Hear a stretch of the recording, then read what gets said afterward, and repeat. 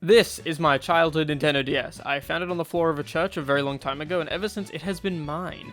Unfortunately, it's super dead. It won't power on, holds no charge, and you gotta crack the screen like a Kit Kat if you want to see it work. However, I do have my childhood games, and we're gonna talk about them. The first game I ever really played on it was my brother's hand-me-down copy of New Super Mario Bros. DS, and to my baby brain knowledge, it's actually my introduction to the Man in Red. I played the hell out of this thing, got the whole way through the game, got Luigi, beat Bowser, and got every star coin. So what are these things? Oh, yeah, you gotta beat the boss as Mini Mario to unlock the secret world. Pfft, what? Extra worlds? Don't take me some kind of fool. Who do you think I am? This simply blew my mind, and broke it, because beating this boss as Mini Mario was really difficult as a child. Also, I gotta take a moment to appreciate this game's best feature, co-op local play. I think most people can agree this is one of the Nintendo DS's best features by far. Being able to unlock entirely unique minigames, or in some cases temporarily playing the game without even owning it, was something that really set this console apart. I distinctly remember a car trip with my brother where we kept dying to the ice level because it was so slippery, so we both just gave up and I gambled with Luigi. But, you're probably wondering, Vap, if you have all these games here, where is New Super Mario Bros. DS? And well, I have no idea. Yep, I lost it. I even had all 3 save files beaten, and the cartridge is literally gone. I've turned my house upside down. I have asked friends and relatives, and the cartridge is lost to the sands of time. But luckily, Pokémon Diamond isn't. Generation 4. A real high point in the series if you ask me. And also, my introduction to Pokemon. I was too young to buy anything, so I had to convince my mom to buy this game from eBay, and even then, it doesn't come with a case, and it also does this. So that's neat. She handed it to me in an envelope right before a holiday we had, and specifically said, "Now I don't want to see you playing this all of the time during the trip, okay?" Sure. I played nearly the entire game the whole time. Guys, this game's reputation has been so tarnished by its ugly, terrible remake, but don't let that blind you. The original game is so good. Please believe me. My first starter was Chimchar, and yeah, I can't lie, this thing just annihilated everything. My 5 other Pokemon barely even mattered when this beast just bulldozed through everything with Flare Blitz. I didn't care about strategy or stat moves. I just wanted to win. So going into the Elite Four, I brought 5 pieces of cannon fodder and my equivalent of a god, with enough ethers to show Cynthia what hell looks like. I did eventually replay the game 2 more times with Empoleon and Torterra, and it sort of ignited my love of grass types. Not you! I've only ever played one Sonic game in my life, and it's Sonic Rush. With a soundtrack by Hideki Naganuma, who also did Jet Set Radio, this game slaps.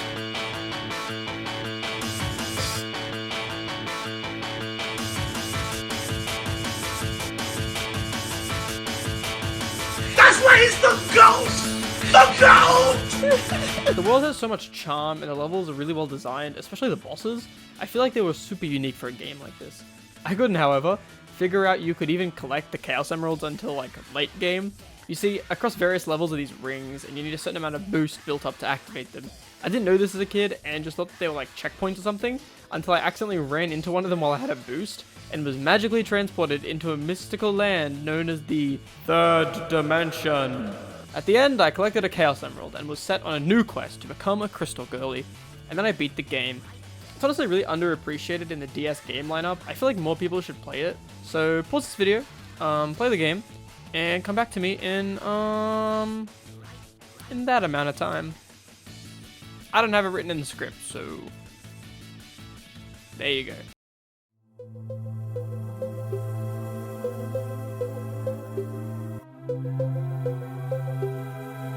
I've been a Nintendo fan for a long time, and in all the discussions I've had with people online, in Discords, IRL, I've literally never heard anyone talk about this game. Not once. Ever. And that sucks, because spoiler alert, DK Jungle Climber is amazing! You control Donkey Kong using your left and right shoulder buttons, with each button controlling when he grabs his left and right arm respectively. Moving around feels super smooth, and timing your leaps into barrels is just so fun. I had a ton of fun playing this game as a kid. For for about 30 minutes. You see, the second stage of the game, Lost Island, has this crystal cave section where you need to grab this handle to open a door and continue. The thing is, the left shoulder button on my DS doesn't work. Yeah, I couldn't get through most of this game. As a kid, I would just hold onto one crystal and spin infinitely while my left shoulder button sat on life support, begging me to end its suffering. So yeah, I love the game, but simply couldn't get far enough in to beat it. Last thing I want to mention is Xananab, who is just a sentient banana. Nintendo, put this guy in Smash. I will wait. Okay, last up is kind of a big one. This game genuinely shaped me and actually inspired me to even be an artist. And I'm serious when I say people don't talk about this game enough. And that game is Drawn to Life. A town consumed by darkness. Murray cries out to the creator, an old omnipotent creature lost to legend. One who once gave life to this world is now a long-forgotten memory, a myth amongst the now desolate population of the Raposa people. In a moment of desperation, you answer their call and draw the player character to fight back the darkness, reclaim the village, and end the sickness that darkens this world. If that description doesn't draw you in, I don't know what will, because genuinely this is one of the best games on the DS. You get to draw weapons, platforms, characters, guns at one point, I think. It has it all. Watching the townspeople slowly become happier and more fulfilled as their loved ones who they thought were lost forever return to the village is always just so touching, unlocking more in-game shops and doors to progress.